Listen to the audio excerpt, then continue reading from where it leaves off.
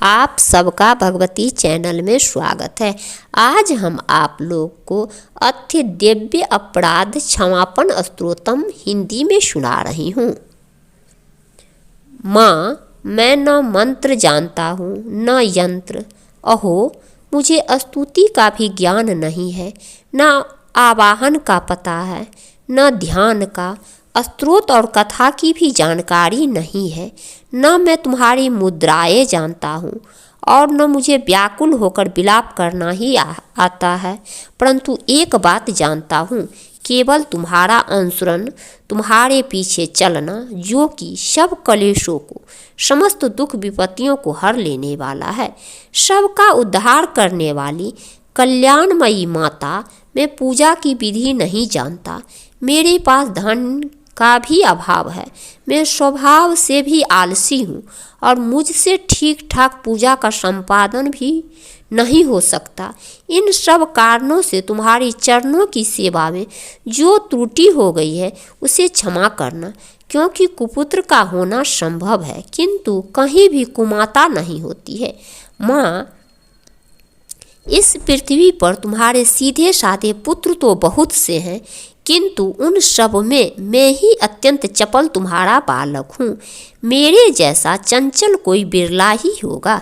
शिवे, मेरा जो यह त्याग हुआ है यह तुम्हारे लिए कदापि उचित नहीं है, क्योंकि संसार में कुपुत्र का होना संभव है किंतु कहीं भी कुमाता नहीं होती। जगदम्ब माता, मैंने तुम्हारे चरणों की सेवा कभी नहीं की। देवी, तुम्हें अधिक धन भी समर्पित नहीं किया, तथापि मुझ जैसे अधम पर जो तुम अनुपम स्नेह करती हो, इसका कारण यही है कि संसार में कुपुत्र पैदा हो सकता है किंतु कहीं भी कुमाता नहीं होती है। गणेश जी को जन्म देने वाली माता पार्वती, अन्य देवताओं की आराधना करते समय मुझे नाना प्रकार की सेवाओं में व्यग्र रहना पड़ता था, इसलिए 85 वर्ष से अधिक अवस्था बीत जाने पर मैंने देवताओं को छोड़ दिया है। अब उनकी सेवा पूजा मुझसे नहीं हो पाती, अतएव उनसे कुछ भी सहायता मिलने की आशा नहीं है। इस समय यदि तुम्हारी कृपा नहीं होगी तो मैं अवलंब रहित होकर किसकी शरण में जाऊंगा। माता अपर्णा, तुम्हारे मंत्र का एक अक्षर भी कान में पड़ जाए तो उसका फल यह होता है कि मूर्ख चंडाल भी मधुपाक के समान मधुर वाणी का उच्चारण करने वाला उत्तम वक्ता हो जाता है। दीन मनुष्य भी करोड़ों स्वर्ण मुद्राओं से संपन्न होकर चिरकाल तक निर्भय विहार करता रहता है। जब मंत्र के एक अक्षर के श्रवण का ऐसा फल है तो जो लोग विधि पूर्वक जप में लगे रहते हैं उनके जप से प्राप्त होने वाला उत्तम फल कैसा होगा, इसको कौन मनुष्य जान सकता है।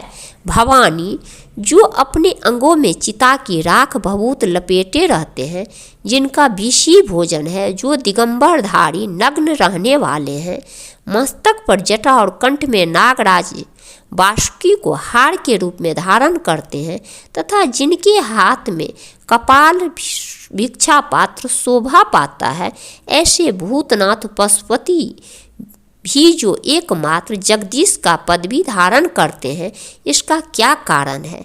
यह महत्व उन्हें कैसे मिला? यह केवल तुम्हारे पानी ग्रहण का परिपाटी का फल है। तुम्हारे साथ विवाह होने से उनका महत्व बढ़ गया।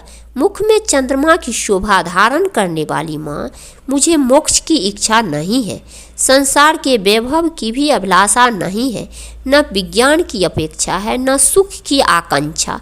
अतः तुमसे मेरी यही याचना है कि मेरा जन्म मृडानी रुद्रानी शिव शिव भवानी इन नामों को जप करते हुए बीते। माँ श्यामा, नाना प्रकार की पूजन सामग्रियों से कभी विधि पूर्वक तुम्हारी आराधना मुझसे न हो सकी। सदा कठोर भाव का चिंतन करने वाली मेरी वाणी ने कौन सा अपराध नहीं किया, फिर भी तुम स्वयं ही प्रयत्न करके मुझ अनाथ पर जो किंचित कृपा दृष्टि रखती हो, माँ, यह तुम्हारे ही योग्य है। तुम्हारी जैसी दयामयी माता ही मेरे जैसे कुपुत्र को भी आश्रय दे सकती है। माता दुर्गे, करुणा सिंधु महेश्वरी, मैं विपत्तियों में फंसकर आज भी तुम्हारा स्मरण करता हूँ। पहले कभी नहीं करता रहा। ऐसे मेरी सठता न मान लेना, क्योंकि भूख प्यास से पीड़ित बालक माता का ही स्मरण करते हैं। जगदम्ब, मुझ पर जो तुम्हारी पूर्ण कृपा बनी हुई है, इसमें आश्चर्य की कौन सी बात है। पुत्र अपराध पर अपराध क्यों न करता जाता हो, फिर भी माता उसकी उपेक्षा नहीं करती। महादेवी, मेरे समान कोई पातकी नहीं है और तुम्हारे समान दूसरी कोई पाप हारनी नहीं है। ऐसा जानकर जो उचित जान पड़े वह करो। जय मां भगवती।